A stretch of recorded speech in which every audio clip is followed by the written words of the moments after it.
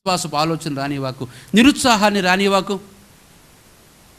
పట్టుబట్టి ఏదైతే అదే చూద్దాం, అసలు ఈ సంగతి ఈ సమస్య ఎందుకు వచ్చావు చూస్తాను ఈ సంగతి. తీర్చేవాడు నా ప్రభు ఉన్నాడు. ఎంతవరకైనా పోరాడతా, ఎంత దూరమైనా వెళ్తా, ఎంత లెక్కైనా వెళ్తా. అప్పుడప్పుడు అంటూ ఉంటారు కదా, వాడిని కొట్టడానికి ఎంత లెక్కైనా వెళ్తా, ఆమె మీద పగ తీర్చుకోవడానికి ఎంత లెక్కైనా వెళ్తా, ఏమైనా చేస్తా కదా.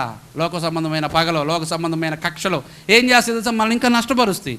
కానీ దేవుని సంబంధంలో అది అంతే రోషంగా ఉండు. సమస్య కోసం, పరిస్థితుల కోసం గట్టిగా నిలబడి ఉండు, ప్రభు చూస్తాడు. కానీ 4 రాళ్ళు పెడతాడు. మోస్తున్నావు అనుకో, చూద్దాం ఇంకొక రాయి పెడతాడు.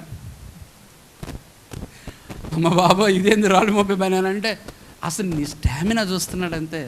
అర్థమైందా? ఆ దాటిచ్చిన తర్వాత ఆ రాళ్ళు బరువు ఉండదు, ఏముండదు. నిన్ను తీసుకెళ్ళి ఆ ఇంట్లో కూర్చోబెడతాడు. హల్లెలూయా.